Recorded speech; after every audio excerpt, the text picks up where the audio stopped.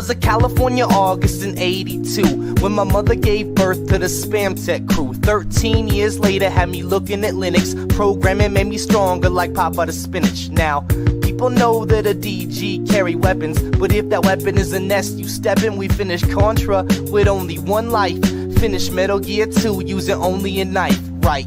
People might think that we're frontin', then they see all the noobs online that I'm putting. My rhymes flow just like my code, even though my source is owned by SCO. What about my Indian? I keep it low. See me on Gunbound, call me pro. I'm a certified legend, but I'm still your bro. This is a PSA, boy, the more you know. No. I'm a legend everywhere that I go, every distro, every Craigslist hoe pumping they fist, yo. Can't get enough of Waddy Crackers jams, and they can't get enough of Waddy Crackers spam. I'm a legend everywhere that I go, every distro, every Craigslist hoe pumping they fist, yo. Can't get enough of Waddy Crackers jams, and they can't get enough of Waddy Crackers spam. I said my heart's wide open, goatsy, and my windows min like Hochi. I'm just another nerd, but I rap about it. Shit talk on the net, then I laugh about it. I've been caught slipping like the Star Wars kid when I'm on eBay sniping a bid. Catch me on a webcam like Numa Numa. See me at the club and I'm rocking Puma. Another net legend if you see me yodel. Spit a little something that's anecdotal. Tell me about the time the E-Bombs world stole your chop like I stole your girl. Catch me on Gen May, not something awful. Low tax would ban me, raffle. I'm a certified legend, but I'm still your bro. This is a PSA, boy, the more you know. I'm a legend everywhere that I go, every distro, every Craigslist hoe pumping they fist, yo. Can't get enough of Waddy Crackers jams, and they can't get enough of Waddy Crackers spam. I'm a legend everywhere that I go, every distro, every Craigslist hoe pumping they fist, yo. Can't get enough of Waddy Crackers jams, and they can't get enough of Waddy Crackers spams. Yeah. I'm a legend everywhere that I go, every distro, every Craigslist hoe pumping they fist, yo. Can't get enough of Waddy Crackers jams, and they can't get enough of Waddy Crackers spam. I'm a legend everywhere that I go, every distro, every Craigslist hoe pumping they fist, yo. Can't get enough of Waddy Crackers jams, and they can't get enough of Waddy Crackers spams. Yeah.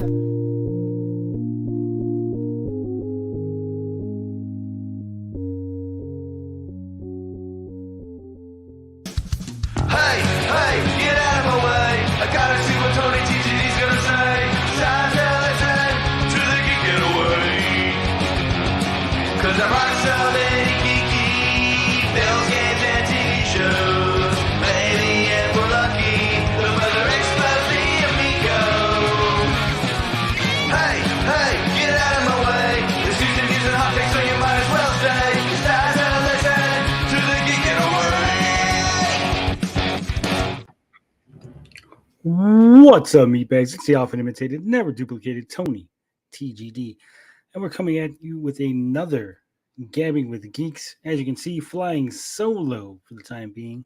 Maybe some people will pop in, maybe they won't, but we're still going to give you the show that you've come to know and love. What's up, people in the chat? I see we got Haunted Wisp and Tommy Amico coming in early, coming in hot.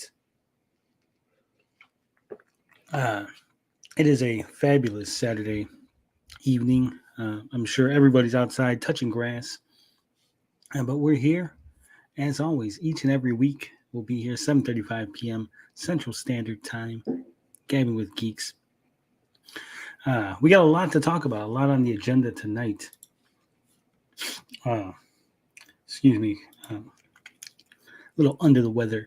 But we're going to be talking Overwatch 2, the PvE. Some of it has been sidelined. We're going to look at the Five Nights at Freddy's trailer. Of course, we got to talk about the MK1, not 12, but 1 leaks. And we're going to look at Legend of Zelda, talk about how Tears of the Kingdom is setting the world on fire. Dove has a problem with sexy women in video games, and they're going to fix it. And of course, we want to talk about Shantae. The original Shantae is finally getting released on the PlayStation 4 and 5. I'm excited. I'm excited by that. Tommy's out here smoking grass, not touching it. Hey, whatever works. Whatever works. Myself, I'm high on life. The sun is the only drug I need. But you do you, Tommy. You do you.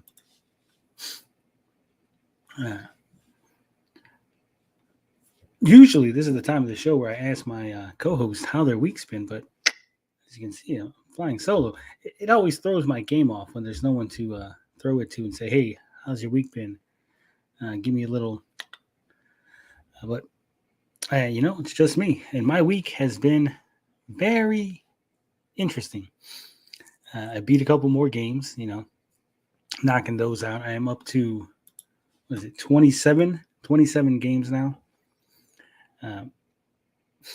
Let's see. Let's go through the list. Of course, I beat all the Mega Mans 1 through 7. I beat that Pumpkin Jack. Did that live on stream. Maneater, Neptunia, Cross, Senran, Kagura, Ninja Wars, Mortal Kombat 11, Castlevania 3. That was told it was going to be a really hard game. Tony, Castlevania 3 is super hard. You're not going to be able to beat it. Of course, I did. What was it? A day later, a couple hours later. Donuts and Justice, Bats, Bloodsucker, Anti-Terror Squad, the Midnight Suns game, Thunder Flash, Thunder Paw, Heavy Barrel, Ice Cream Surfer, 1980X, Hungry Shark World. Yes, I know it's a mobile game, but actually, when it got ported over to the PlayStation, there is credits. There is a big boss fight at the end, so it counts. 99 Vitas, a nice little beat 'em up. Kind of hard, kind of a pain in the ass. Beat it anyway. Mother Russia Bleeds, another beat 'em up. Beat that baby. Darkwing Duck, we saw me do that live on stream. DuckTales 2 again, saw me do it live on stream. Dead Cells, I beat that the one go. I wasn't going to mess around and try to do 10, hours and hours of grinding just to get all the endings. Cyber Citizen Shockman, totally demolished that game. And just recently, today, as a matter of fact, beat Fightin' Rage. You might remember the name Fighting Rage as the game in which Gonzalo Varela does the music, and he was on this show where we, interviewed him. DuckTales 2 debated. I don't know. I beat it.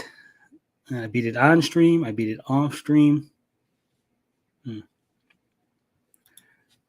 Did Mother Russia Bleeds have good commentary on contemporary Russia, or was it just super hardcore adult? It doesn't really have any commentary on Russia. It's hard to explain. It's like it has a commentary on drugs, drug abuse. It has a little commentary on, I guess, non-Russians, non-natives, like I guess like Chechens, because there is a little like internment camp type place, and you do eventually kill Putin or the Putin stand-in, but really there's not much. It's just a beat 'em up with lots of blood and violence. It's really light on story. Duck Asterix 2. No. I beat it. We all saw me, and then I beat it again off stream. Come on. If you go back, watch the stream. The stream is there. There's a little like glitch, and I even mentioned I was like, no, it glitched out. You guys thought everyone did it. It glitched out. The stream's still up. Go look at it. So yeah, 27 games done. Over halfway there. This is gonna be easy. I thought it was gonna be a challenge. I thought it'd be difficult, but here we are, almost. At the end of May, we have like another week and a half of May. And I'm halfway there. Not even halfway through the year, and I am halfway to the challenge. I think by December, I should have this all ramped up before December even hits. But anyway, we got to talk about some more interesting things than what games I was playing. Like I said, the week has been kind of rough. You've seen I canceled a few live streams. I had some things to do. Sidekick Max was getting ready for prom. I had to help him, pick out some suits. The pecan bag's right here. I'm just not eating it right now. Just not eating it. Like I said, helping Sidekick Max get ready for prom. get his stuff together. So I canceled a few things. We didn't do nothing on Monday. There wasn't really a lot of Hollywood news I wanted to go over anyway. Did the wrestling on Tuesday. That's been going pretty good. We're going to have some more graphics. I know some people were saying, hey, we don't know who the wrestlers are. We don't know what's going on. Could you have some graphics? So I'm going to try to get some at least stills from the matches and from the events, to give you a little visual to go. Did you give him some condoms? Tommy, why would you ask such a controversial question? I gave him the best advice anybody can get, and we'll leave it at that. You're the only one still banging out games, so it's got to be a little challenging. It is what it is, right? Everyone else dropped out because they want to play longer games, or they're going over games they already played, or they stopped coming on the show because they got fired, little things like that. Wednesday, we did Amico Forever. It was kind of a dull show. Again, not much Amico news. I mean, we really wrung this thing dry. It's just like dust coming out of the Amico udders. Gave him a handful of Plan B. Skin to skin is the best. I will not confirm nor deny any of that. Just tell Max that the IRS tax is better than 18 years of child support. Oof. No. It's all good. It's all good. I said, Psychic Max, you do what you got to do, buddy. Make me proud. Thursday. All right, what's up, Finbars in the chat? Thursday, we canceled the Neighborhood Watch. I noticed it was usually just me complaining about people complaining about me. It went from the idea of actually looking at people in the community, seeing what people's up to Tony complaining about people who don't like him. And I really don't want that as a show, right? I don't want the show to just be me complaining about people that don't like me. So we scrapped Neighborhood Watch. Punching down is never fun. I don't want to make fun of people for their appearance or for their personality or anything like that, right? I want to keep it on topic. So Neighborhood Watch has been scrapped. But in its place, we're going to be doing some anime stuff. I reached out to Bianca, myself in comics, trying to get her to commit to doing every Thursday. Tony, you need to look out for your homies and don't shit where y'all eat. Oof. Tommy says Snakes made it less fun by doxing Lewis. Yeah, doxing is never fun. The neighborhood is a ghetto. That's true. That's true. Remember you dodged a bullet with Carl? Yeah. Good. Don't have to look at Dean Blink staring open mouth anymore. It happens, right? Like I said, it really devolved from what I wanted it to be into just stupid shit. So we're gonna, scrap that. Like I said, we're gonna do anime. We're probably gonna either pick a movie or show, watch a couple episodes, and then talk about it each and every week. That we're all on the same page. Everybody's participating. So we'll let you know what it is that we're planning on watching, and take it from there. Jam De Los Santos says, will you be investigating Brett the Hitman Weiss? Yeah, Jam did bring something to my attention that perhaps Brett Weiss might be a little bit of a plagiarist. So we're going to take a look at that and see what that is. This neighborhood is full of lunatics and weirdos, my kind of people. The weirdos, yes. The lunatics, not so much. Why are you canceling the neighborhood? I'm not canceling the neighborhood. I'm canceling the Neighborhood Watch. Like I said, it just doesn't work out. I like the movie nights too, Super J. I was planning on doing a bunch, right? What happens with people around here is we get really excited, right? Everyone gets really excited for an idea, and that first week, boom, everybody's there, right? And then the second week, one or two people, I can't make it. And the third week, 4 or 5 people can't make it. And then pretty soon it's just me by myself. And I really, it's not fun to watch movies by myself, right? The whole point of the movie thing was for me and a bunch of people to watch it and make fun of it. If I'm the only one doing it, it's not that fun. It's not as fun. Tony's a smart man. He knows that it's not worth your time arguing with people who just regurgitate their own truth. Yeah, that's the other thing, right? You can never change anyone's opinion, especially online. You can't make people who are sociopathic understand things, right? Simple things are very hard for people to understand because they don't want to admit fault, right?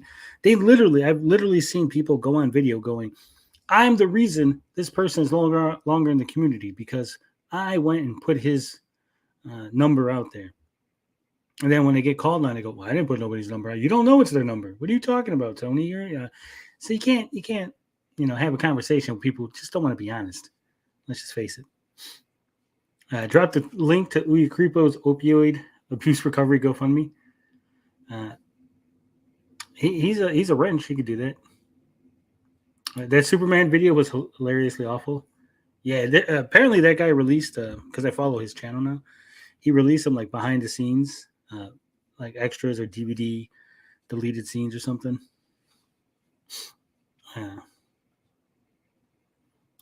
Oh, you hurt my fifis? I'm a weirdo lunatic. You're not a lunatic, Wisp. I don't think you're a lunatic. Do more food videos. I did, Radiant Silvergun. I did one today. Yeah, Blinded's being a nerd with the new Zelda game. Tony's sitting here like the nostalgia critic. Why don't nobody want to make movies if I don't buy them lunch? Yeah, well, look, we discussed that before, right? He offered these people to be in his movies. He said, hey, this is what it is. This is the deal. And then they didn't like it after the fact, but not immediately after the fact, right? Remember, none of these people complained. And here's the thing, Tommy. None of these people complained after the movies were shot. They weren't complaining when the money was rolling in, when people were going to their channels, when they were getting the views, when they were getting the attention. Not a single one of them complained. It wasn't until years later when the nostalgia critics started cutting back and going, you know what? I don't need you guys. I'm going to trim the fat and started getting rid of people. That's when they complained, right? That's when they're like, well, he was mean to me like 10 years ago on a movie set. He didn't buy me lunch or give me a bottle of water. Can you get to the bottom of this? Is CM Punk really coming back to AEW? Collision is starting soon, and they're not announcing CM Punk's comeback. I don't know. I honestly don't know. I've heard things that he is. I heard that he's not. Tony Khan's not the kind of guy who's going to just leave it to be like a surprise. So if you haven't heard anything, I would say he's at least not going to be on the first episode. Nostalgia Slave Master? No. Come on. Critic whipped him into submission making those videos. I like those movies too, by the way. I think they're pretty good. Blinded's being a nerd with his big shot movie career. Yeah. All right. George says, I've been replaying the other Zelda games until I get Tears of the Kingdom. I still got Breath of the Wild. I still haven't played that. So that is revisionist history of Nostalgia Critic. I'm talking about the people that were there. Right? The people that made the change the channel thing and were like, cancel the Nostalgia Critic because he's mean to us. Like, none of those people were complaining until after they left the Nostalgia Critic. It wasn't until years later Nostalgia Critic was considered cringy by 90% of YouTube. I guess. I'm just saying. I like the Nostalgia Critic. I still watch him. Still watch his channel. I don't like that Walter Benasiak fella. It's kind of a weirdo. And I don't like how they had that those two chicks on there. They were doing like this round table thing with like Walter Benasiak and two chicks.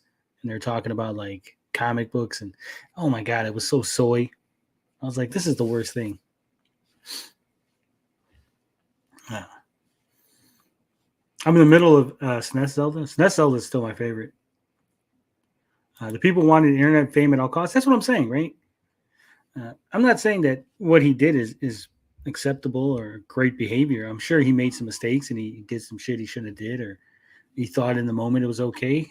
But when people are going along with it and then years later going, I don't know, this is kind of scummy. Like, it's like when the Amico shills, right? When they turn around and they go, oh yeah, that when Tommy did that thing, it was scummy. I was like, dude, you were literally defending it when it happened, right? In the moment, you were defending it. In the moment, you were telling me how great it was that Tommy was putting on events, or Tommy was telling haters to shut up.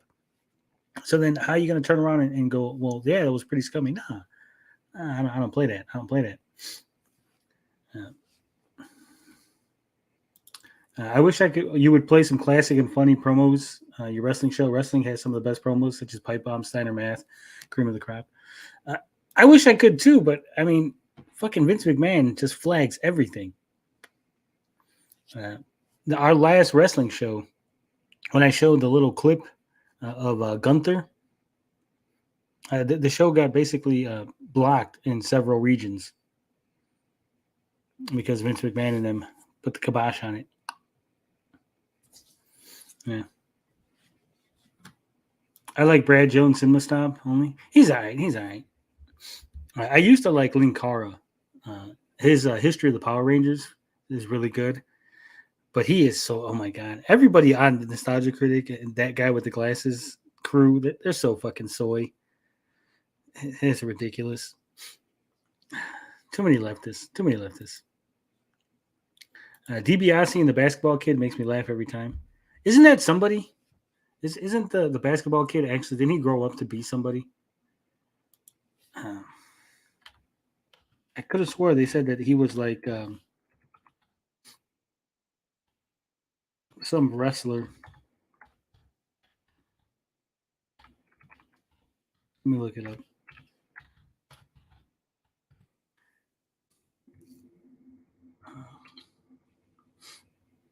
Nah, it is nobody. I think they were trying to claim one of the wrestlers was the kid growing up.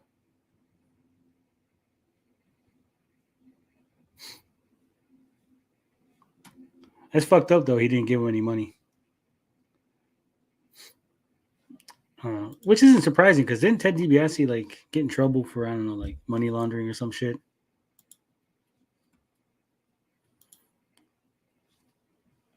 Neurotypical people seek friendship and acceptance, and creators like Doug let the project get ahead of them and forget their friend part. I guess. He became Cory Booker.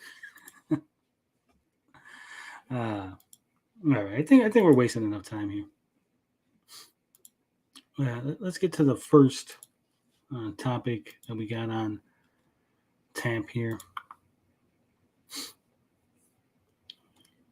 Since we might as well get the show canceled right away, right?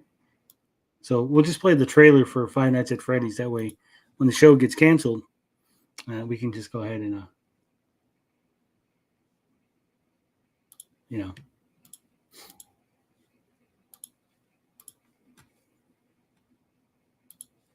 we just get yeeted, and then the show ends early, and then go home. We can all go home. DiBiase stole money from welfare like Favreau did. Or Favre. Brett Favre. All right, let's see. Five Nights at Freddy's. Sidekick Max has been waiting for this for years. He's super excited.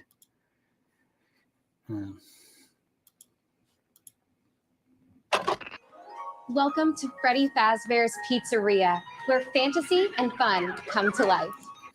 This fucking thing's going to get pulled for the music, isn't it? It's not even going to be for the trailer. It's going to be for the music that the trailer uses. Hit it, guys.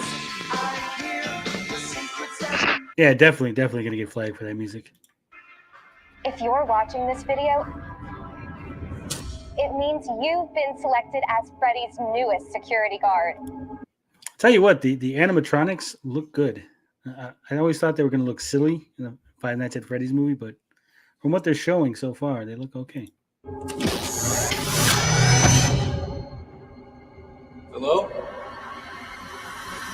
We're We're going to have so much fun together. I do like how the video presentation for the employee training is like a VHS tape. My daughter loves this shit. I thought it was dead, Finbar. I thought it was dead and over, like the whole craze ever since Coffin got he got outed for giving money to some like Republican. I thought that was it. Like I thought the craze of Five Nights at Freddy's was dead. But then this happened, and now we got a movie coming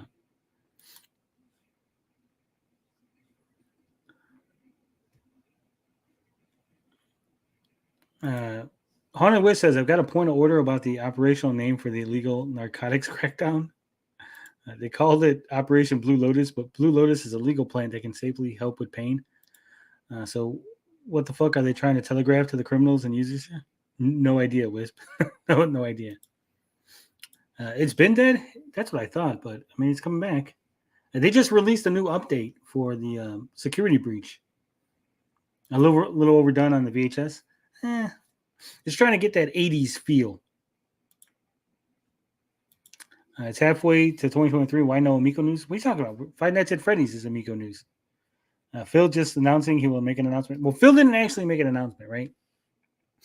Not to, we'll cover that in a little bit.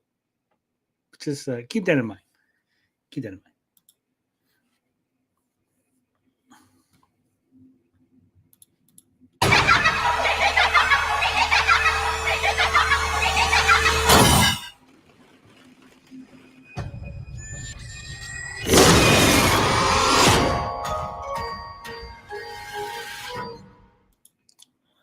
October 27th. Look at that. Right in time for Christmas. Sidekick Max says he's going to go day one. Day one.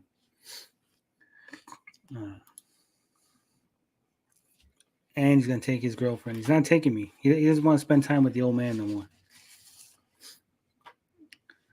It's the YouTube generation. All the kids' YouTube channels play it, so the kids want to play it too. That's what I'm saying. But I thought it was dead. I thought it was over. I thought we were done with this shit.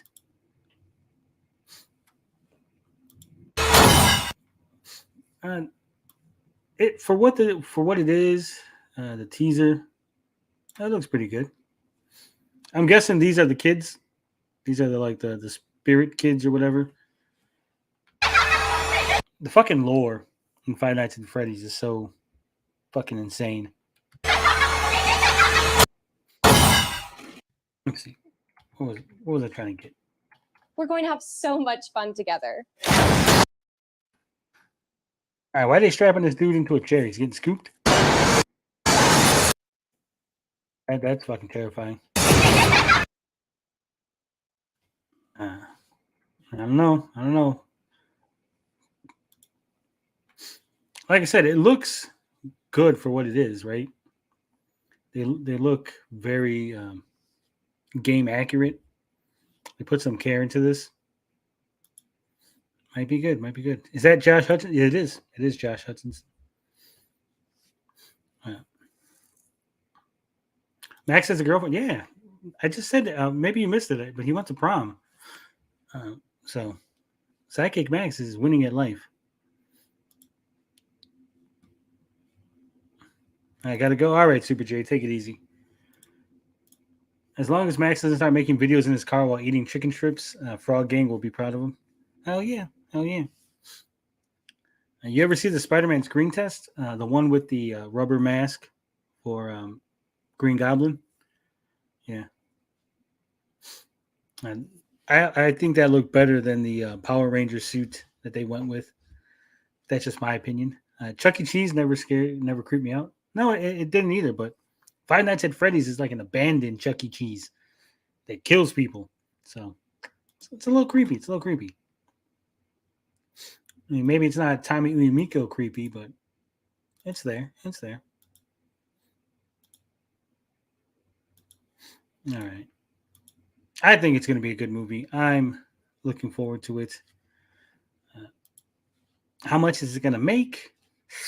I guess no, Josh Hutcherson screen test. Oh no, I didn't see that one. No. I played Five Nights. It's weird. It's like Night Trap. It is. It's like Night Trap. It pretty much got famous because people on YouTube were playing it. I mean, it's not a great game. It's not like very complex or, but the lore is super deep. After Cocaine Bear, I don't know. Yeah, Cocaine Bear was a little bit of a letdown. A FNAF movie going to be viewed mostly over Twitter? Maybe. That's the train. You gotta enjoy that. Gotta love that. I think if it's too scary, this is the problem, right? If the movie's too scary, then kids aren't going to be able to see it. Parents aren't going to want to take their kids or have their kids go see it. If it ain't scary enough, the older kids who grew up on Five Nights at Freddy's who are now older, because shit, when did the first FNAF game come out? It had to be fucking years ago now, right? Let's see. When did the fucking first? 2014 is when FNAF originally released. So that's like, shit, 9 years ago? So we're talking 10-year-old kids are already 19. Yeah, so it's going to be weird. Take a diversion. Watch Josh Hutcherson's Spider-Man screen test. It's only about 4 minutes. It's pretty good. What did he screen test for? When did he even screen test? Because, I mean, he's not that old, right?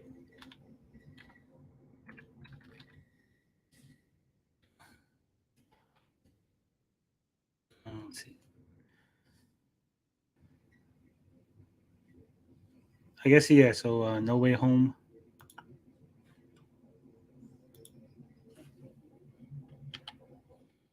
Let me see. I need to get one that doesn't have like freaking 27 watermarks on it.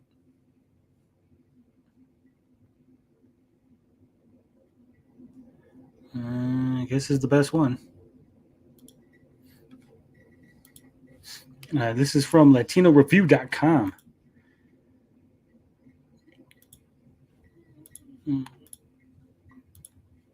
Hopefully we don't get shut down for this. His face is too square, though. It's before the Garfield reboot. Yeah. Did I finish Cyber Citizen? Yeah, I beat it. I finished Cyber Citizen Shockman. I cleared the complete map. I did a review on it. I did a written review. I did a written tips article. So, I mean, completely obliterated that game. FNAF took too long. Those kids are into Wings vs. Boogies boxing. Yeah, that's what I'm saying. That's why it's like in a weird place because kids still like the games, right? And because you got like Matt, Pat, and them all still talking about it, so the younger kids still like it. But then older kids who grew up with it from 9 years ago, they're going to be like, oh, if it's too kiddie, it's not going to fit for them, and if it's too gory, then the younger kids. It's a weird place because it took that long.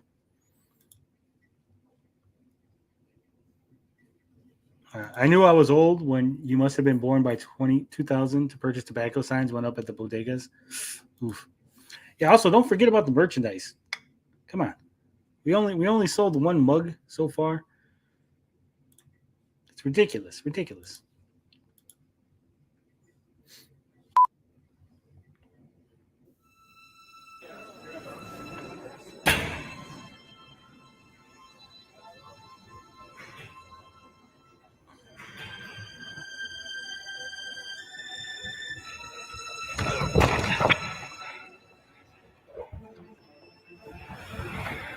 Thanks. I swear to God, we're gonna get fucking flagged for this music.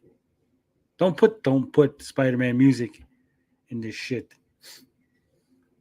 56K warning is the first merchandise purchaser.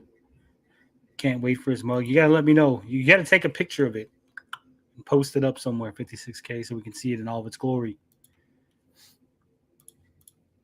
Yeah, no problem. Hey, I'm sorry. Those guys, they're Jerks. Looks like your dream girl sweet on Parker, bro.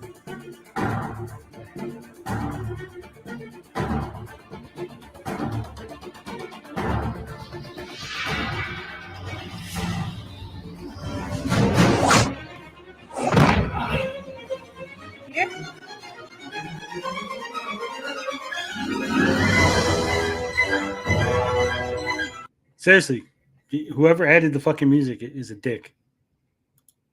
100%. I had no idea he tried out. Me either.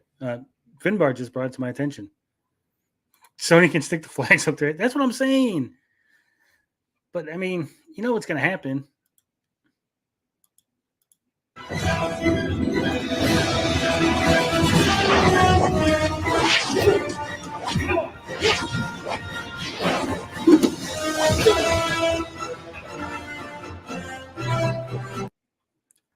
I mean, he kind of does look like Peter Parker. Is he short, though? I think he's kind of short, isn't he?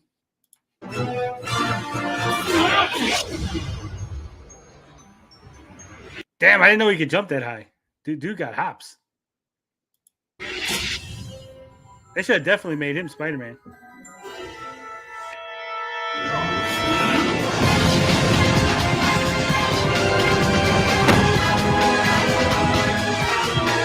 This doesn't feel like a real audition. This feels like something he put together himself, and it he set up. I don't think they're gonna audition him with wire work and all kind of shit, and then digitally remove all the wire work. So this feels weird. He even got zits and shit like an actual kid. There's no Peter Parker jawline. Yeah, I don't think this doesn't feel like an authentic audition. This, like I said, this feels more like Josh Hutcherson put something together, or his team did. This is Tellerico style screen test. It was included on one of the DVDs. That's the first I'm hearing of it. But I mean, it's weird that they would strap him up, do the wire work, do all this, digitally remove all the wire work from the scene.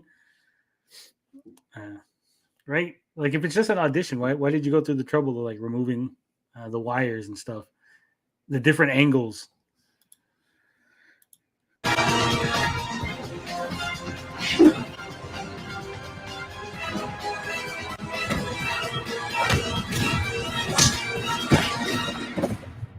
Tell you what, the dude that got socked, he's the real MVP. That dude took that punch like a champ.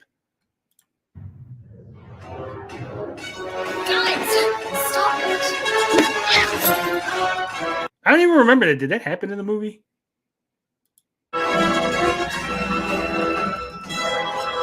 Oh shit, he's taking the glasses off. He's not turning into Superman. Tony's right. This is his agent wanting him to be Spider-Man. That's what I'm saying. It feels like it.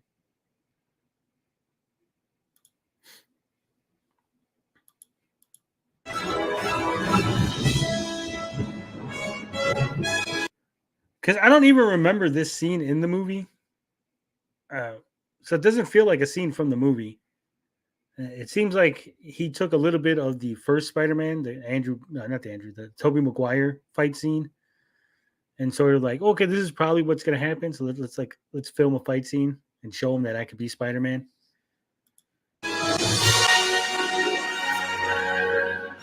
Because look, it's way too cinematic. They've shot angles. They got a low angle on the camera, you know, the for the glasses drop, right? It's way too cinematic for, hey, we want you to audition and do a little choreographed fight scene.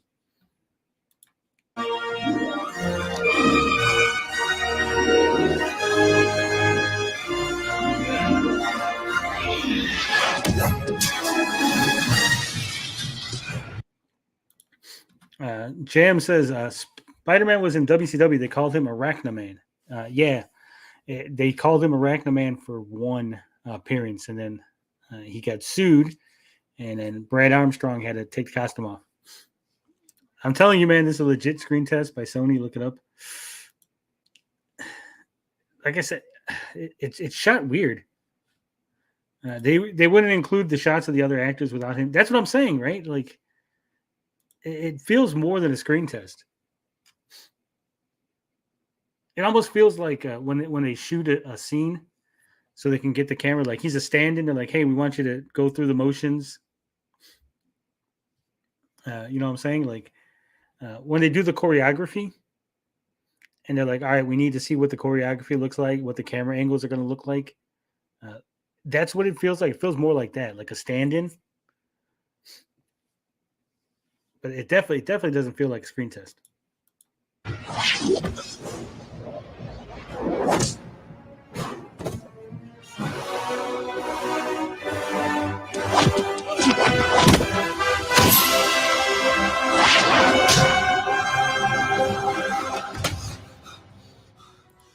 It's especially weird because there's nobody.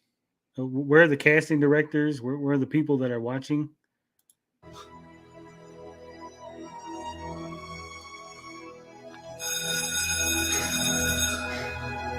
Late for class. Thanks.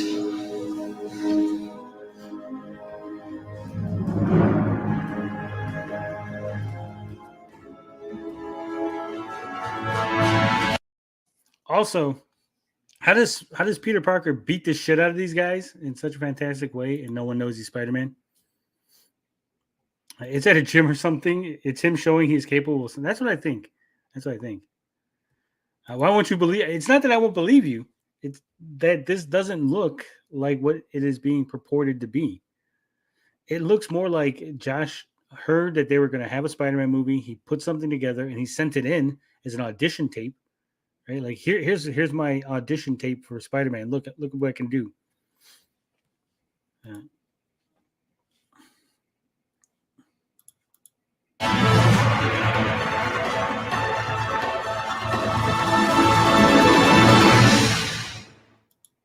Yes, I think it's just a tape. The tape he sent in to Sony. Not like Sony had them.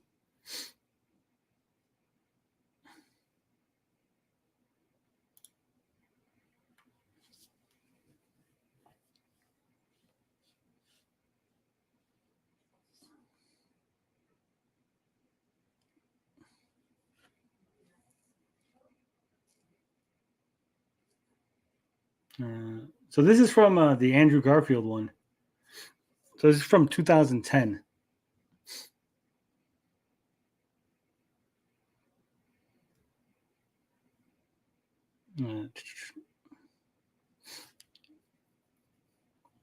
So yeah, I don't think, like I said, I think this is a tape he put together. This isn't like he was put this in your clip. Yeah, I think he would have been decent. I think he probably would have been better than Andrew Garfield for sure. So, but yeah, that was a nice little distraction, Finbar. Thank you for that. Most likely, it's Sony giving them some budget. Nah, I think it was him. He got the innocent quality going for him, but the amount of forehead to jawline is just awkward. I can send my audition to be Miles Morales. I'm not dark enough to be Miles Morales, and I'm also way too old. I can be like Spider-Man 2099.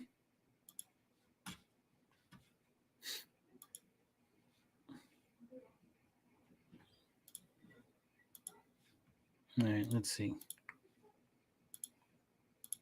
So this is from Blizzard, their official site. Director's take, reflecting on the future of Overwatch 2. Now, a lot of people were reporting that Overwatch's PvE was gone.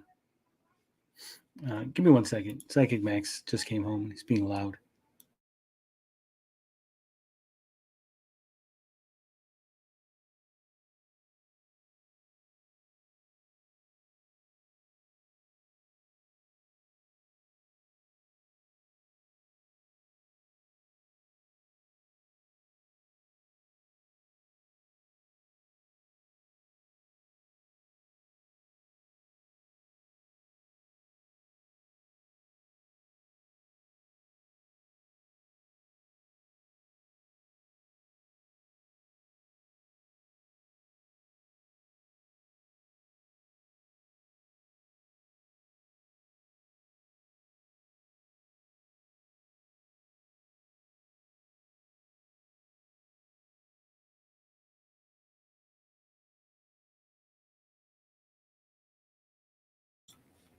Don't mute the mic again so we can hear your parenting. So, no, we don't want to hear that.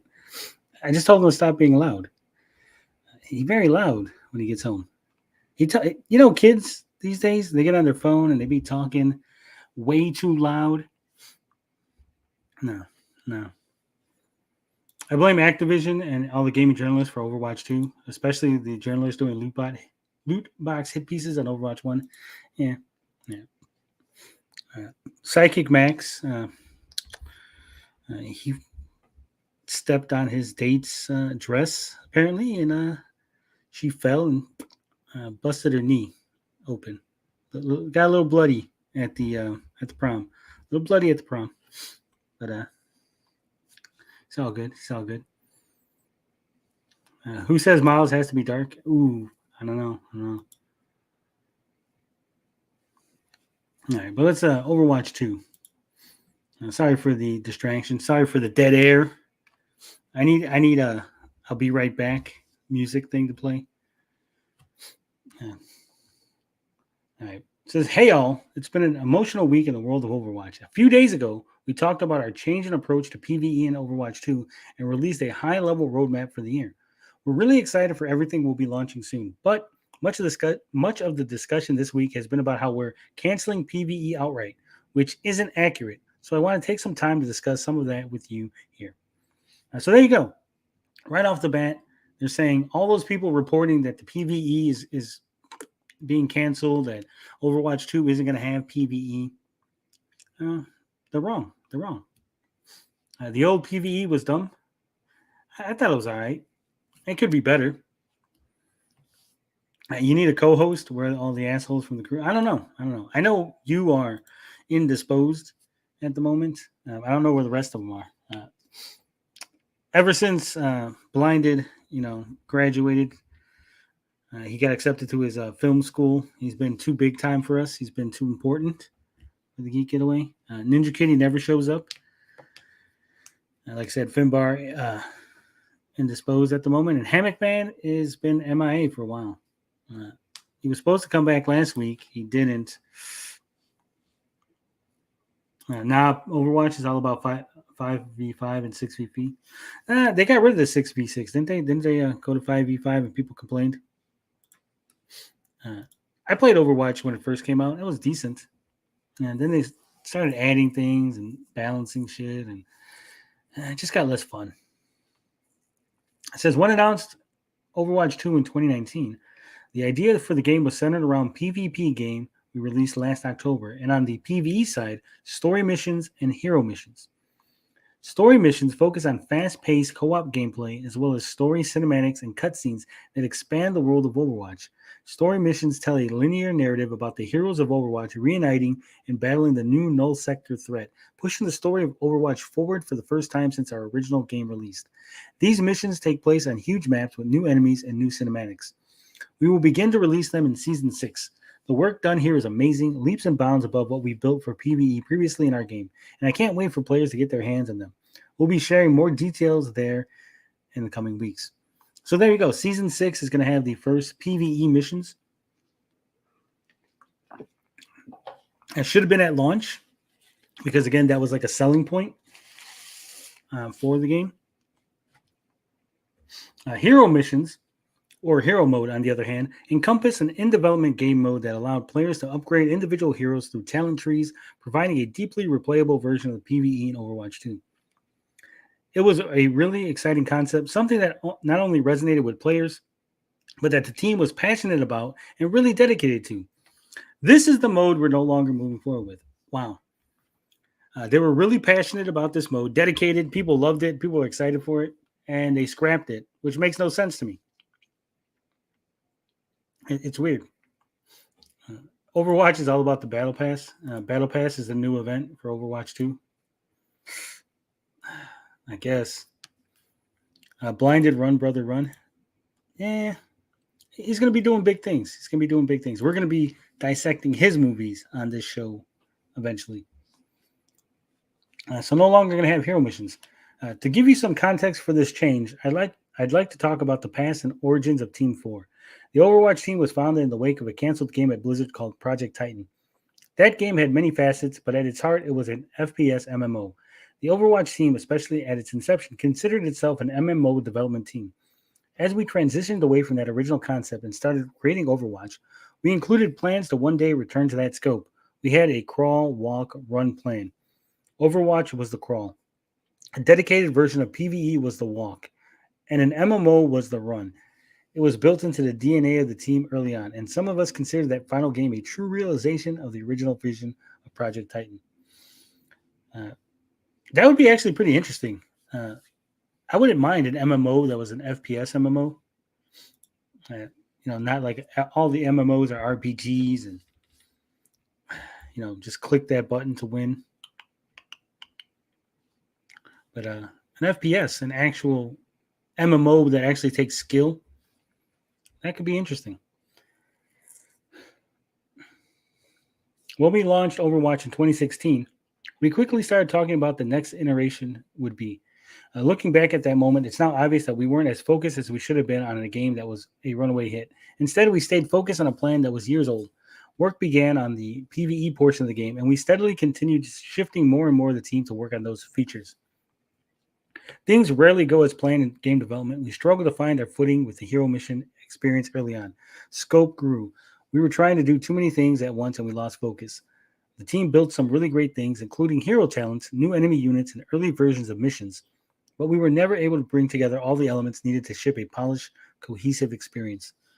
That sucks. It's pretty much people loved what they got, and they didn't want the thing that they wanted to build. They were suffering from success. We had an exciting but gargantuan vision, and we were continuously pulling resources away from the live game in an attempt to realize it.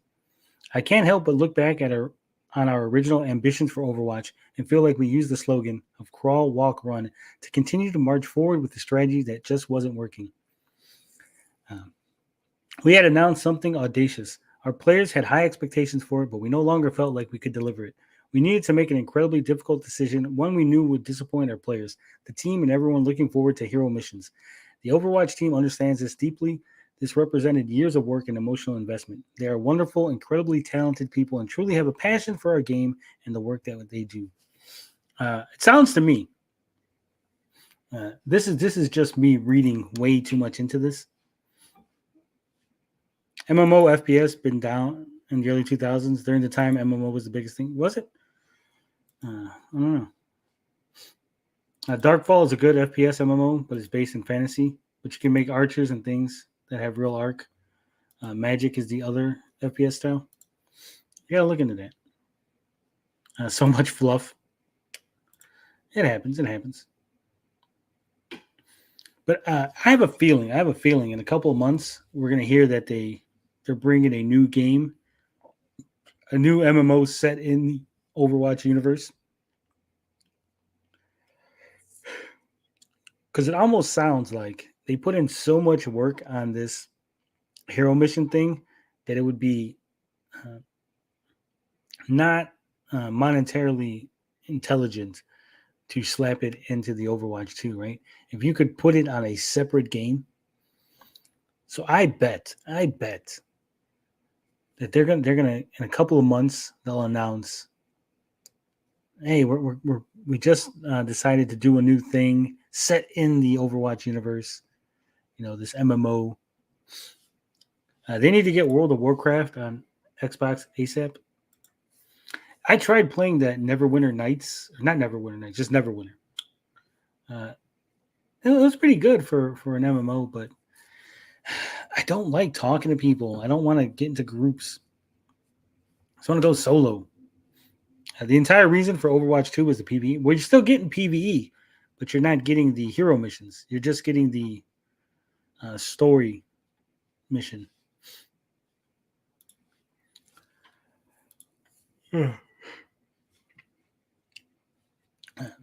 We couldn't, and we also knew we couldn't go back to pulling people away from the live game to service in service of that original vision again. So we made the difficult decision to cut hero missions and started planning for the future. From there, we needed to update the vision for the game, gain confidence in our new direction, and roll out the changes to the team. The decision was the start of a long process, not the final piece of it. This has been hard for us. But as the director of this project, I have to do my best to make decisions that put the game and community first, even when those decisions are disappointing. In this case, I had trouble pivoting away from a vision that just wasn't working. And for that, I would like to apologize to our players and to our team. I'm sorry.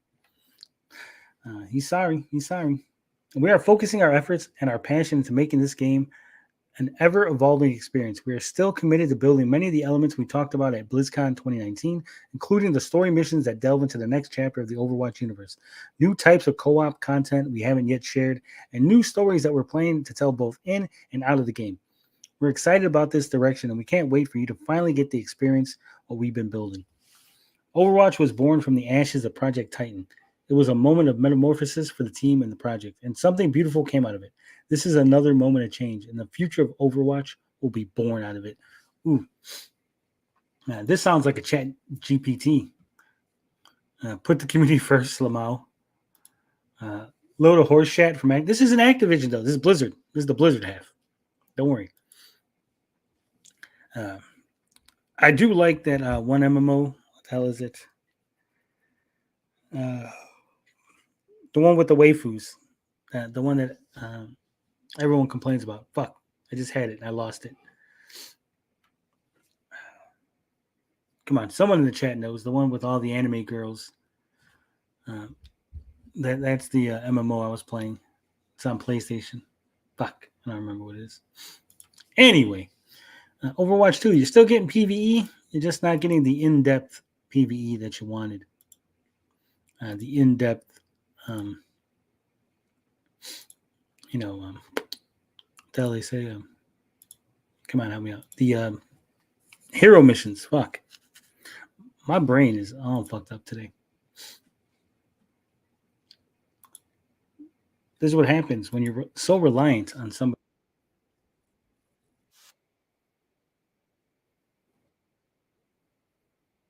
Yeah, Genshin Impact. That's what it is. Finbar knows. Not Lineage 2. Sorry, Haunted. You were wrong. Yeah, I was playing Genshin Impact. It was actually pretty fun. It's pretty fun. And they keep adding stuff to it. And you really don't have to pay. I mean, you could if you're really, really desperate for some extra goodies, but you really don't have to pay. Haunted is stuck in 2005.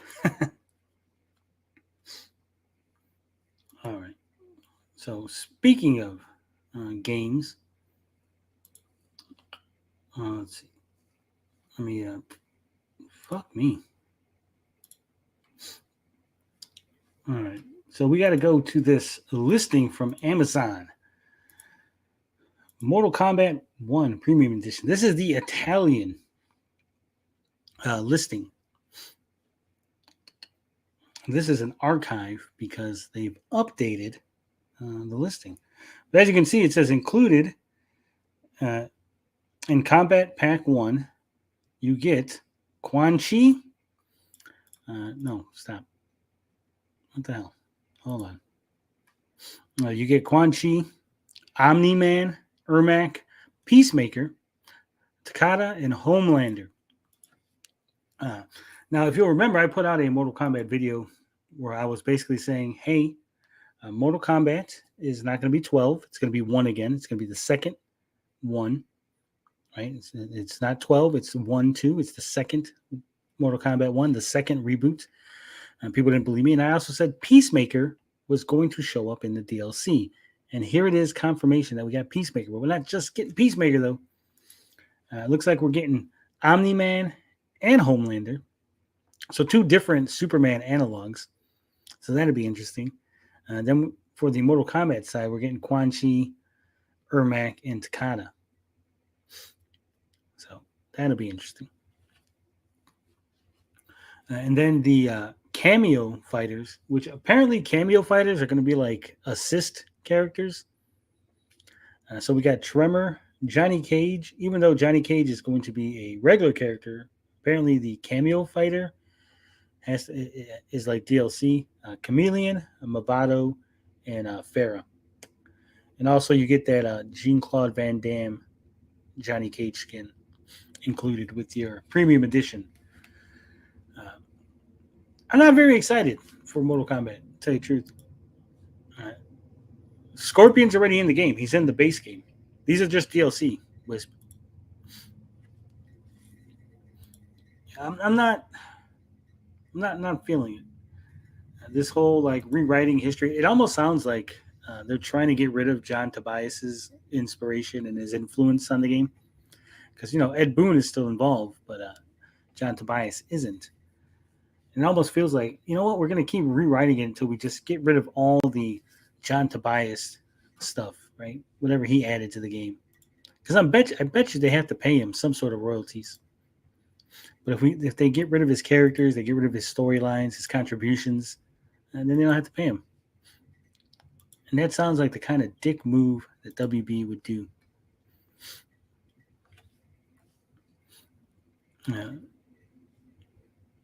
Oh, sweet. Yeah, I think the characters they showed off were Fire God Liu Kang, Human, what's his name? Raiden, Kung Lao, Shang Tsung,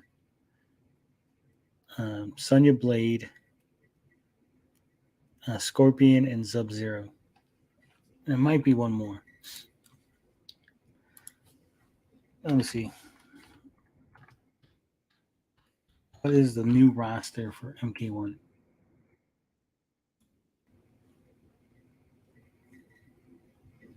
All right, here we go. This is from the loadout. This is there's all fighters for Mortal Kombat 1. Here are the Mortal Kombat 1 characters that have been revealed so far. Scorpion, Sub-Zero, Liu Kang, Raiden, Kung Lao, Kitana, Mileena, Shang Tsung, and Johnny Cage. So there you go. And it looks like we got a human Scorpion, not dead. A not robotic Sub-Zero. Liu Kang got his fire god powers. What the hell is this fucking ad? Jesus Christ. Kung Lao. We got Raiden, who's a human. Like I said, again, this was another thing that I said in my video. You're going to get human Raiden for the first time. And then Kung Lao. And again, this is not the great Kung Lao. This is the regular Kung Lao. And then, of course, what's her name? Kitana and Mileena. And then Shang Tsung. A young Shang Tsung. We're surely going to get more info soon.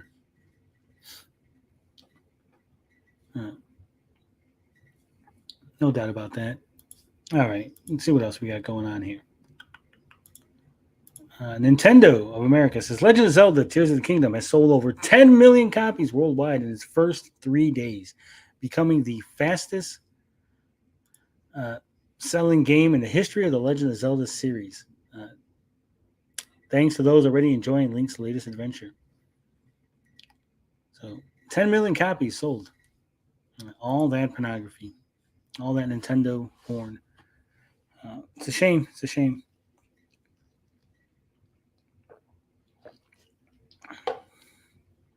No spoilers. I haven't played it. I haven't played Breath of the Wild. 10 billion? No, 10 million. 10 million. Still haven't cracked open my copy yet. Like I said, I still haven't. I did crack open my copy of Breath of the Wild. So, sorry, RJ. Breath of the Wild has been opened. You didn't say nothing. I said, RJ, hit me up in DMs and we'll figure out a price or something. And he never did. He said, I really want to buy that. And then he never hit me up. So I opened it up and I plan on playing it and see what the hype's about. And then I'll buy the Tears of the Kingdom. RJ was trying to lowball. I know he was. That's probably what it was. He's like, oh, shit, I can't lowball him. So he just didn't bother. Yeah, so 10 million. This is the fastest selling game in the history of the Legend of Zelda series. I think it's one of the fastest selling first party games, too, of all time. Everybody's on that hype train. Everybody's loving it. I got to beat Breath of the Wild, so then eventually I can play Tears of the Kingdom and see what everybody else is loving. All right. So everybody was always telling me, hey, Tony, you got to play the Shantae series. You got to play the Shantae Half Genie Hero series. Okay, so then I looked, and I was going through the PlayStation Store, and every single game in the series, except the original Shantae, was available for PlayStation. And that's why I never got into the series, because I was like, if I'm going to play the series, right, I want to play all the games, play through all of them. So the original Shantae will launch digitally for PlayStation 5 and PlayStation 4 on June 2nd for $9.99. Sounds like a good price to me. With the release of the original Shantae, the entire Shantae series will be available on PlayStation platforms for the first time. Definitely going to get this game. Going to play it. Then I'll scoop up the other ones. Here's an overview of the game via WayForward. Originally released in 2002 on Game Boy Color. I never had a Game Boy Color.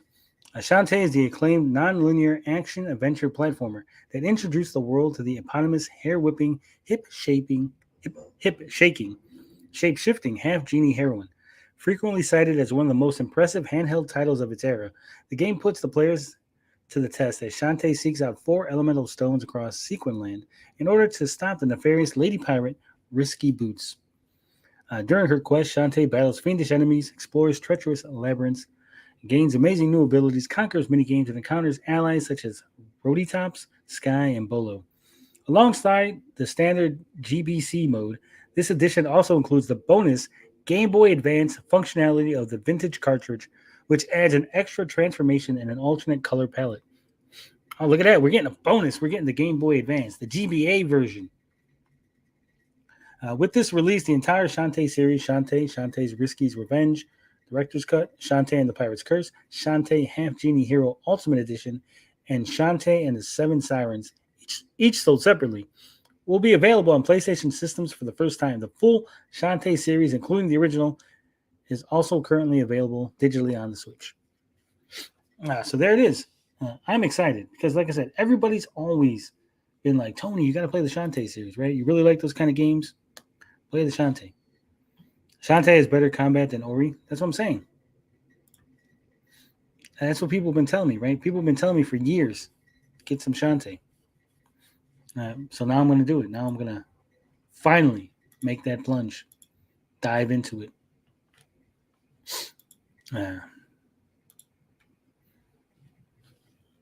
Let me know in the comments. Have you played Shantae? What do you think? Is it a fun game? What would you give it out of 10? Let me know in the comment section. And we got one more thing to go over in this one. Man. So apparently, Dove, the soap people, they've got problems with video games. They made this new commercial. Let's take a look at it.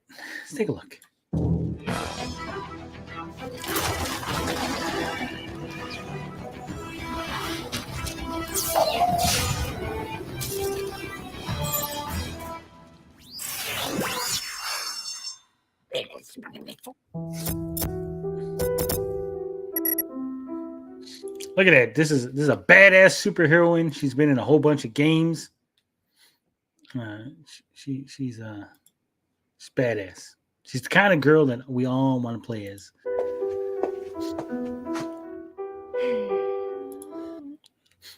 Look at that physique.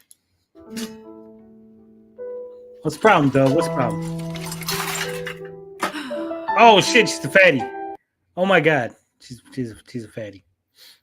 What are you doing to me, Dove? What are you doing?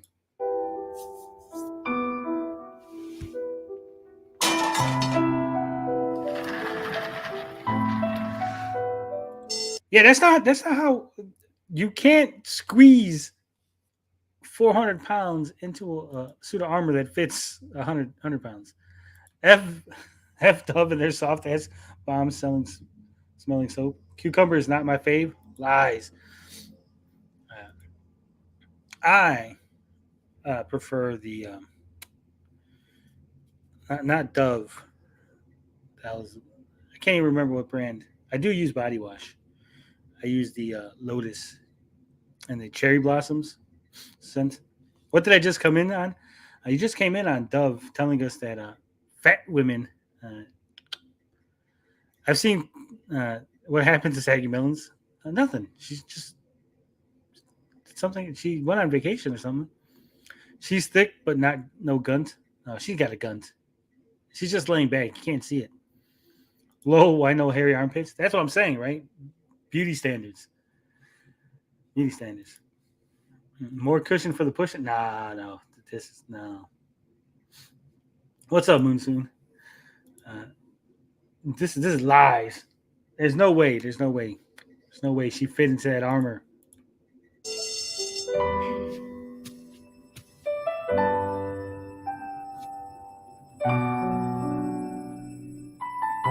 Look how skinny that. Look at that. Look at that. Look. There's no way that gets into that.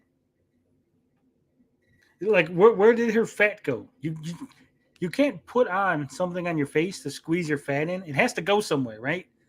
So what did the fat, like, it's in the back of her head behind her hair? Like, where did the fat go?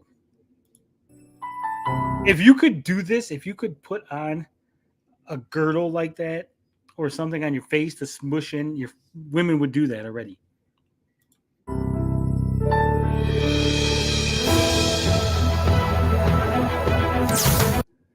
It's not a trailer. It's not a trailer. It's a commercial.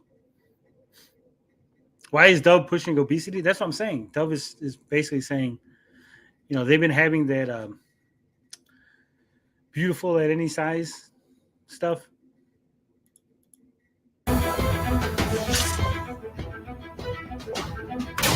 Look at that. You seen it. It was hanging.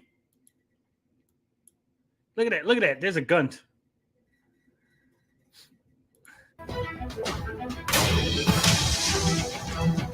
"74% of girls feel underrepresented in video games."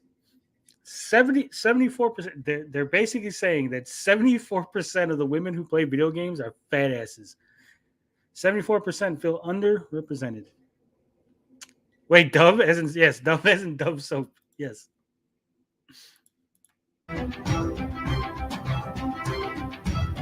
We partnered with Unreal Engine and Women in Games to change this.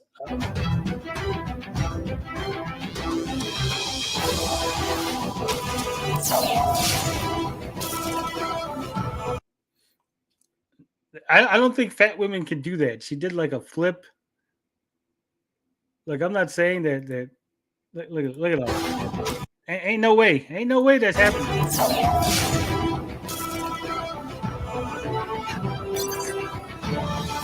Let's make virtual beauty real.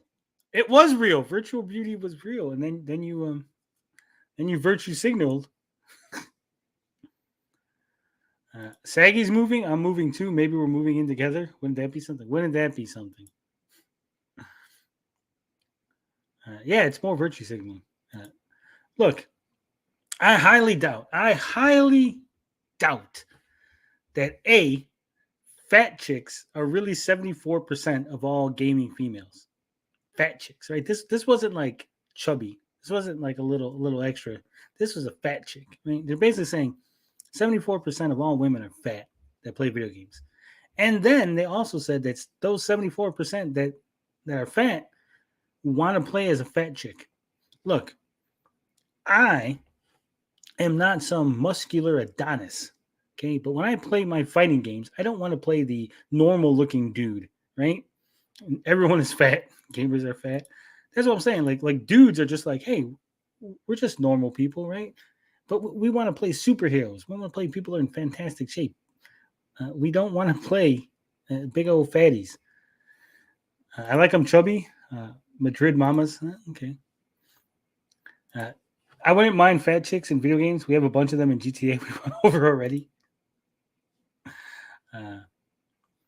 Will the fat chick and her game appear on the Amico? Possibly. Wouldn't that be something?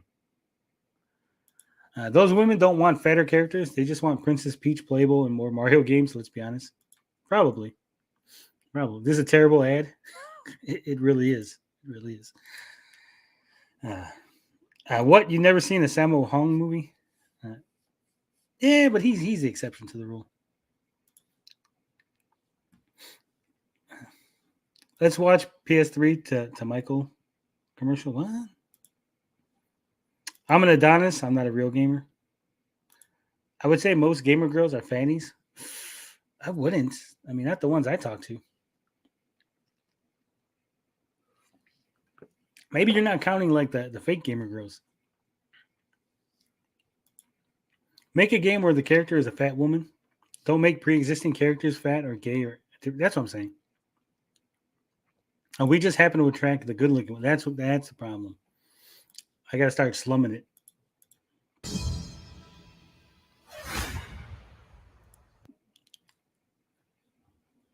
Now, come on. You're telling me that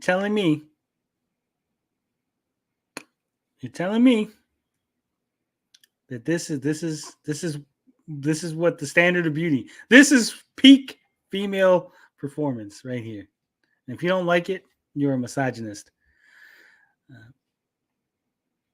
Not for me. Not for me. Sweet's right, female Wario.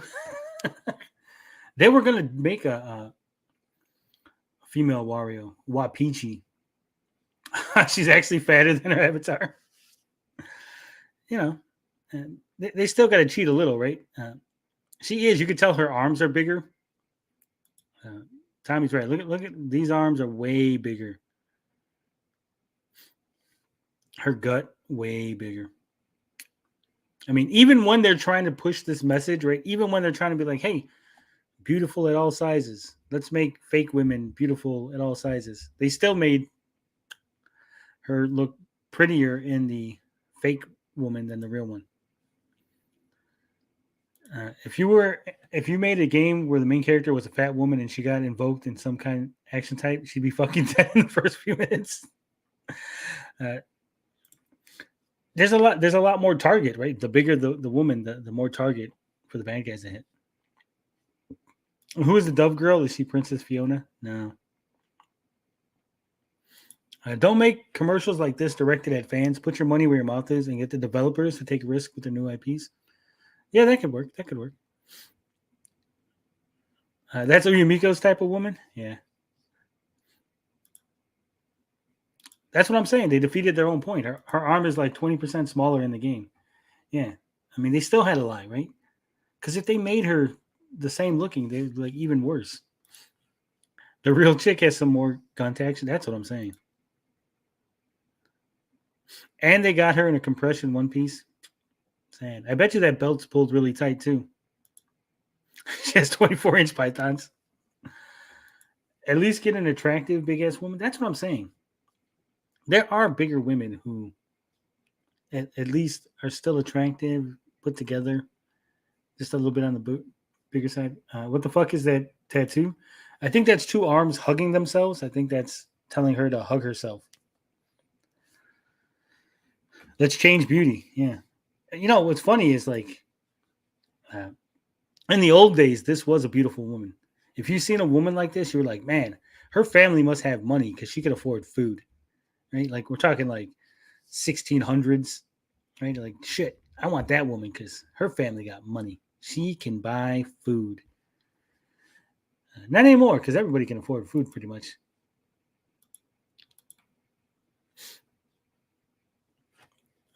Yeah, Metal Gear Solid with Amy Schumer. Oof, no. That belt is the real hero. Oh, come on. I bet someone made a Twitter post about Dove racist ads. Probably. The character model was like her, but not her, but her, right? Yeah. Hug yourself. Good luck with that. Oof, come on. Didn't Dove get Dylan Mulvaney? I don't know. I know Bud Light did.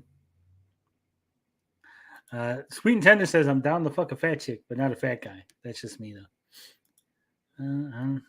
I don't like the heavier set women. It's not my cup of tea. Not my cup of tea.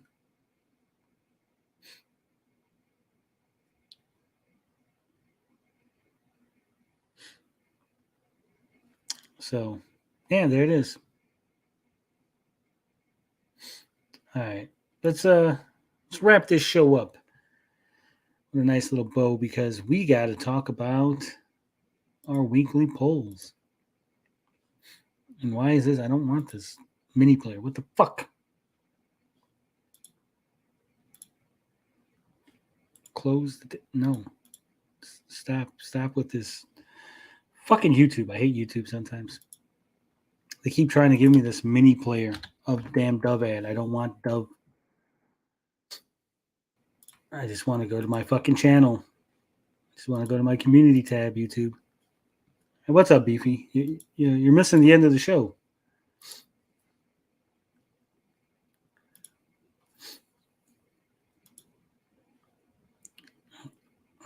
I remember that ad was like "Boys Will Be Boys." It was misogynist. That was like 2017. Yeah, you know,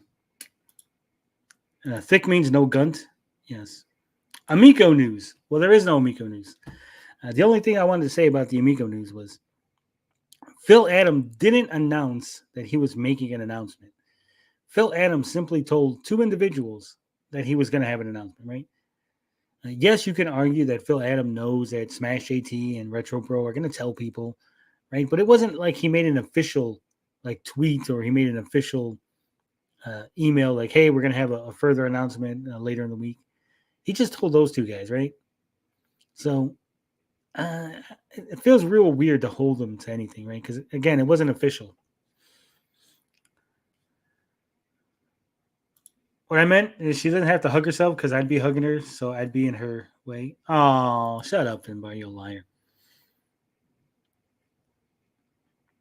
Why did Sports Illustrated get Kim Petras as their cover girl? What is this trans agenda? I don't know. I have no idea who Kim Petras is. I don't read Sports Illustrated. I'm not really into sports.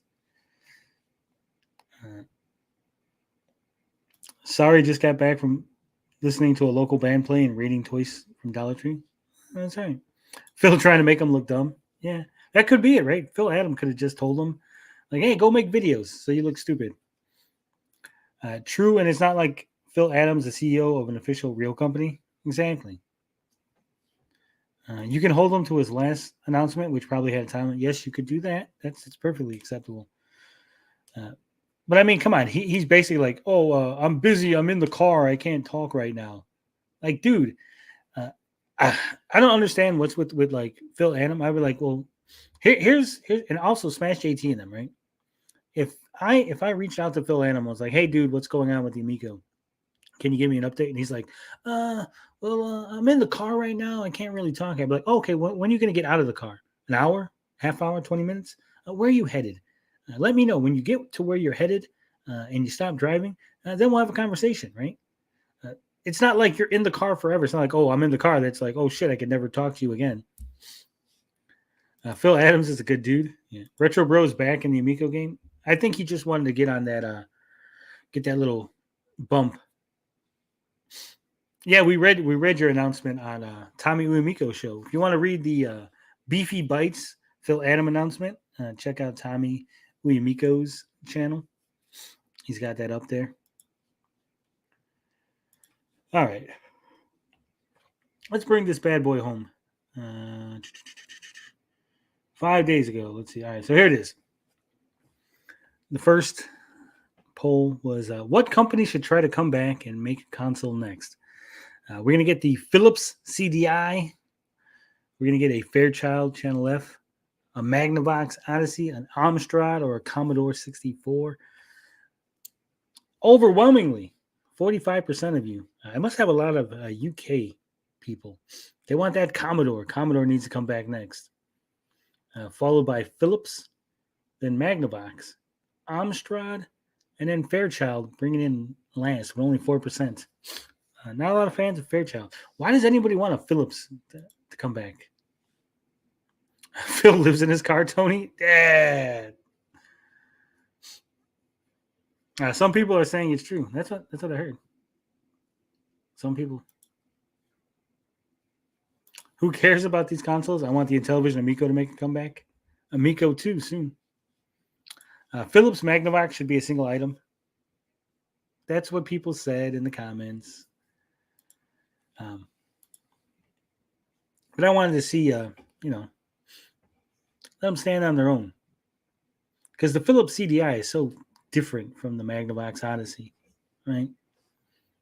So it's really more about the system, not so much about the company.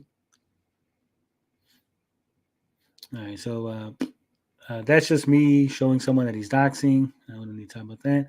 Which was the best wrestling during the Monday Night Wars? WWF, WCW, or ECW?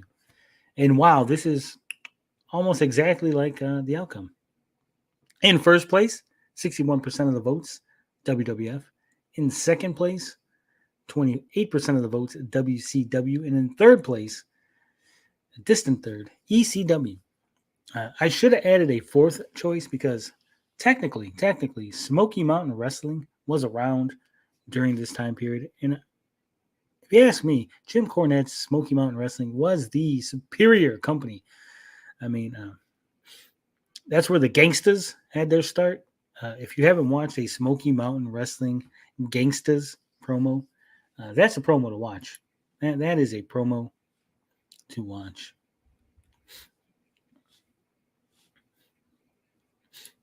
All right.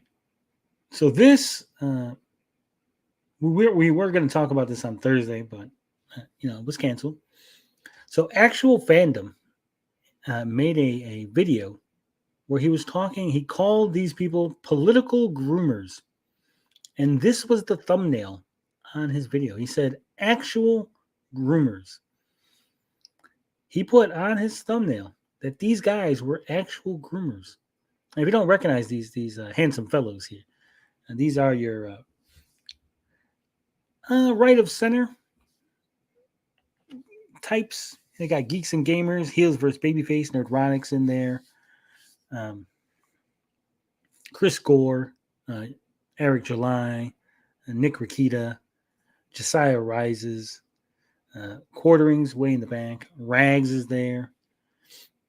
What the hell's her name? That Star Wars girl. I don't recognize all of these people. I think Critical Drinker's in there. And Jeremy Griggs. But the fact that he would call these people groomers, right?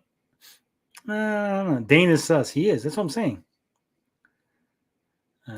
There was a time period when WCW was killing it. There was. I was a WCW fan over WWF.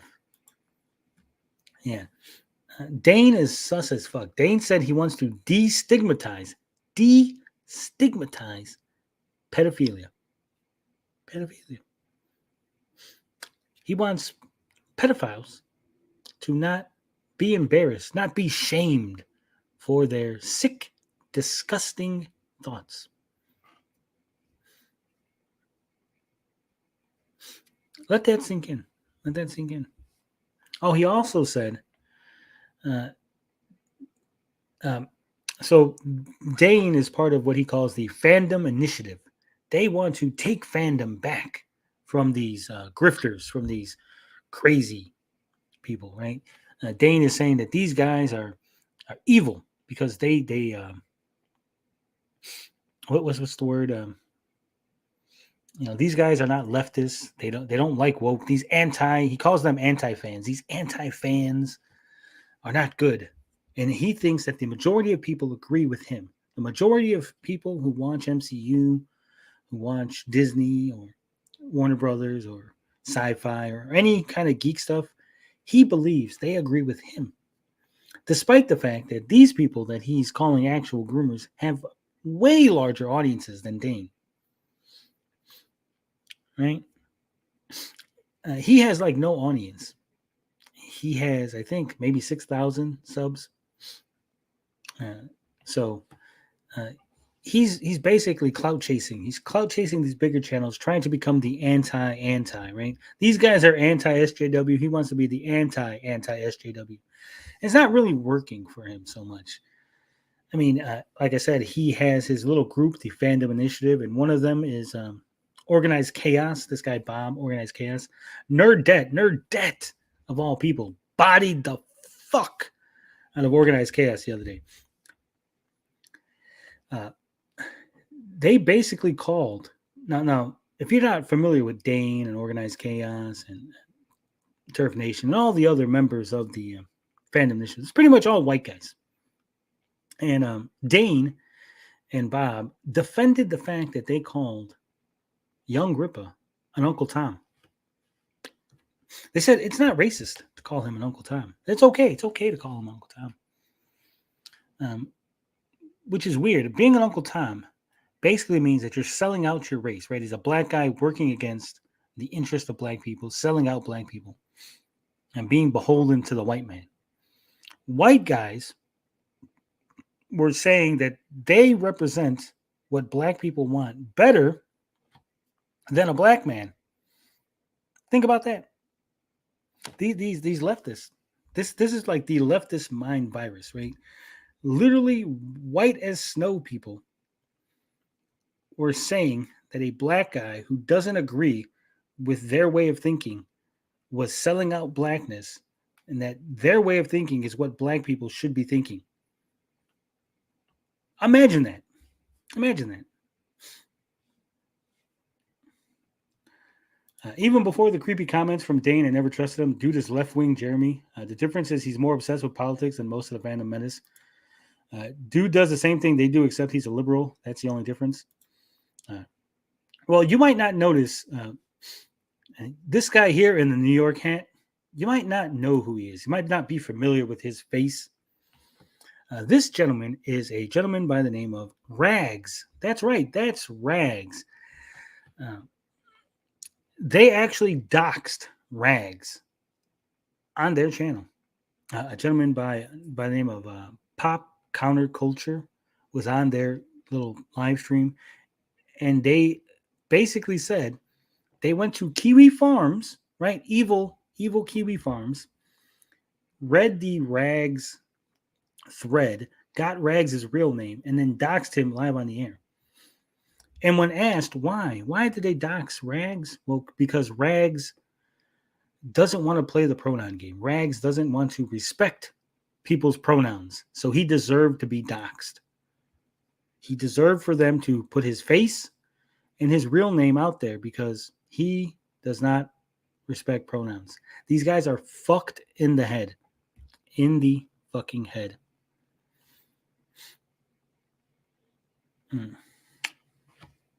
I sometimes wish the far left and far right would keep walking until they both fall off the edge of the flat earth. That's what I'm saying. Kiwi Farms, the source you never want to mention. That's what I'm saying. They actually mentioned it. They used it. They said, I know we all read the thread on Rags. I'm like, dude, these guys, like, say what you will about Jeremy Griggs and Nerdrotic and all these guys, right? I've never heard once of any of these guys fucking doxing anyone on the left, harassing, like fucking putting their faces out there if they don't use their face. Dane is a piece of shit, in my opinion. Huge piece of shit.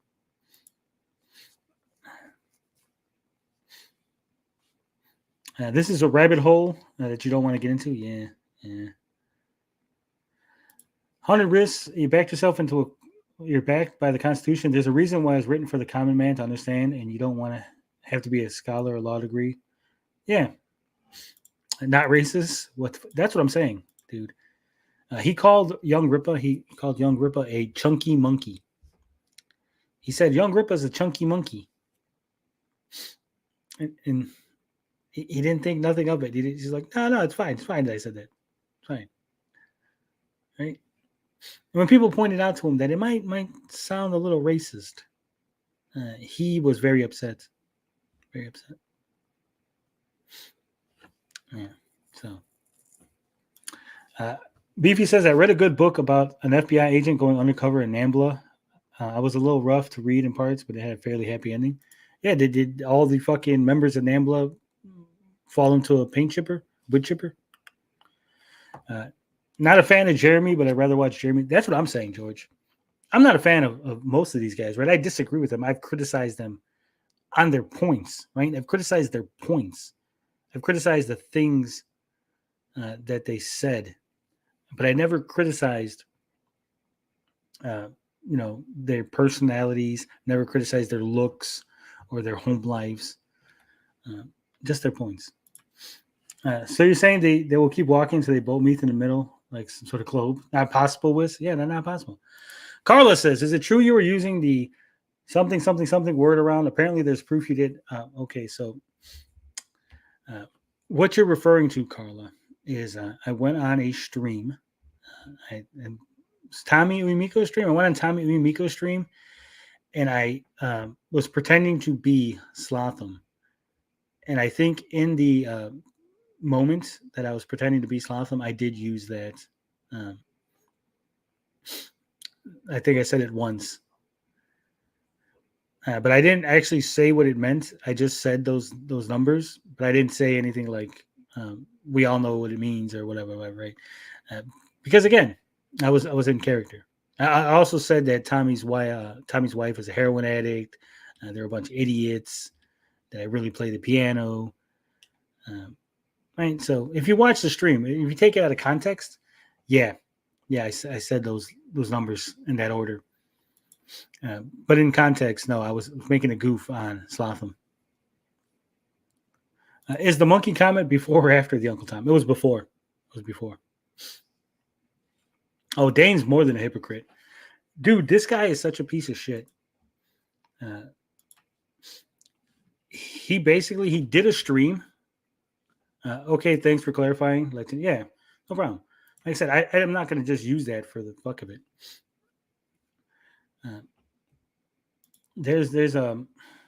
Dane did a stream where he basically was talking shit about Nerdette, but he's such a fucking pussy.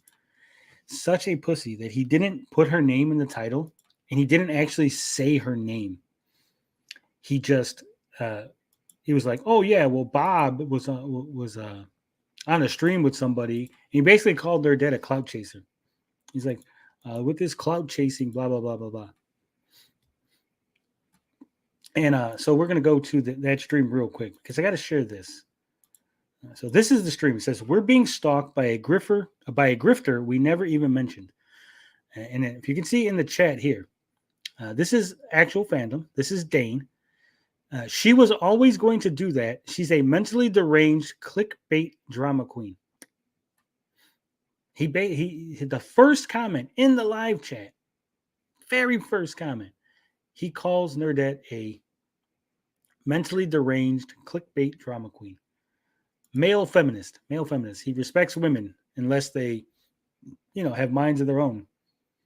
If a woman doesn't follow the leftist agenda, then it's fair game to criticize.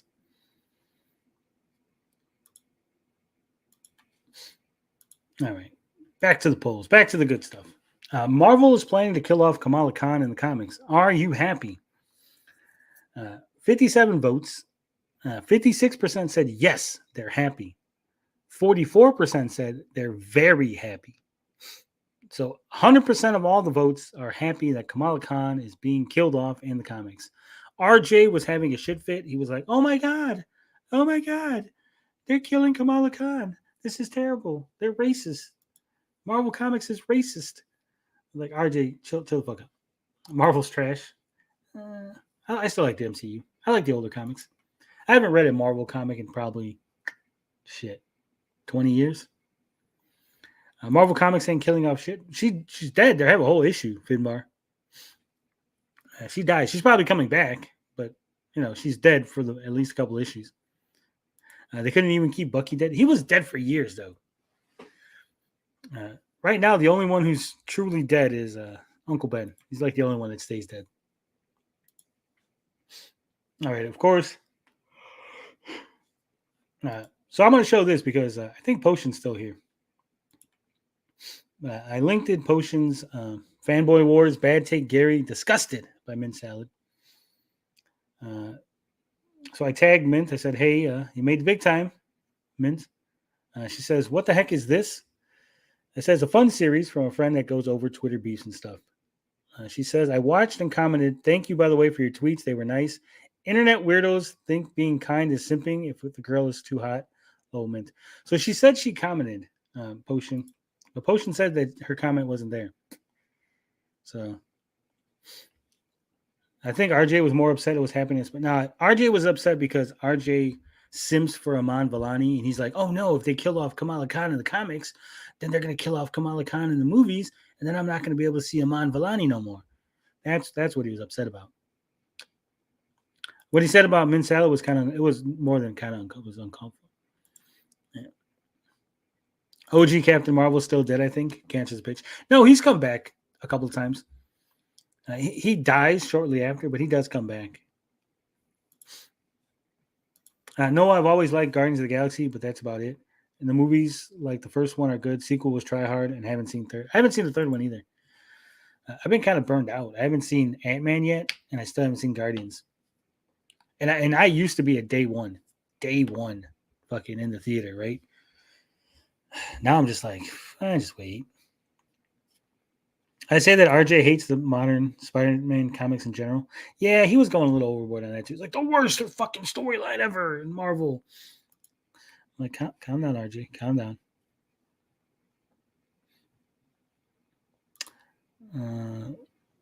You may not like her style, but you have to admit she's running and mastering a YouTube fandom. Yeah, Mint's a nice person. I mean, if you talk to Mint, if you know her story. I actually talked to, after this whole thing happened, I did talk to Riley, Mint's other half. And he basically said that Mint didn't used to do Fansly. He didn't used to do OnlyFans. Mint would just do drawings. He would just draw pictures, right? He said that people were calling Mint a whore. They're basically saying, oh, you're a fucking whore. Look at you, because any woman who goes on the internet and is fairly attractive, you're going to get dudes calling her a whore. And so Mint's like, well, if I'm going to be called a whore, I should at least make whore money, right? So she's like, fuck it. I'll just do OnlyFans. And that's what happened, right? If people were nice to her, if people had been nice to her and just appreciative of her drawings and her ability to draw pictures and not call her a whore, and then she wouldn't be doing fansies right now. So, and that's it. And it says, last post was, after some introspection, I've decided to drop the Neighborhood Watch show from the schedule. Next week, we'll have a new show to take its place. Enjoy the nice weather. Touch some grass. And of course, as I said today, the show is going to be anime focused, right? So we're going to be covering movies on Monday, wrestling on Tuesday, Amico Wednesday. Thursday is going to be some anime. Friday is going to be gaming live streams.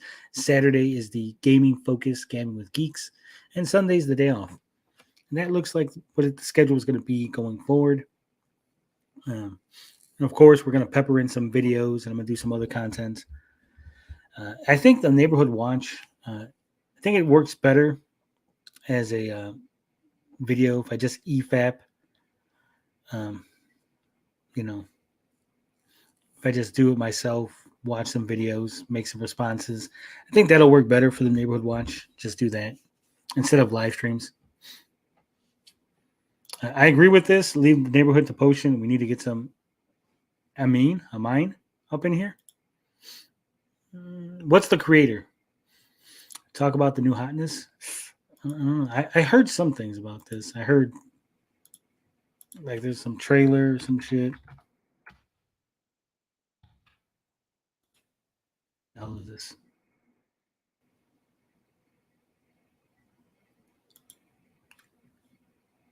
It's 20th Century Fox. Will I get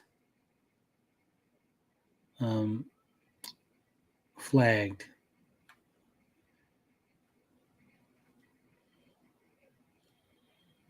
I don't know.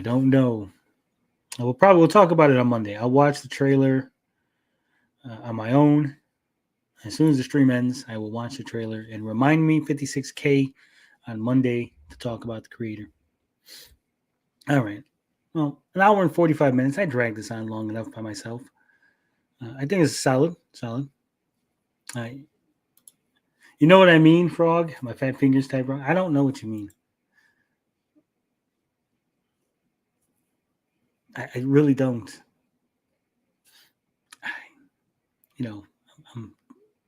I'm autistic. I just see the wrong word, and I just Amico up in here. We need to get some Amico. It's the only thing I can think of. Please correct me if I'm wrong, if that's what you meant. Anyway, love, peace, booty grease. We have this bitch.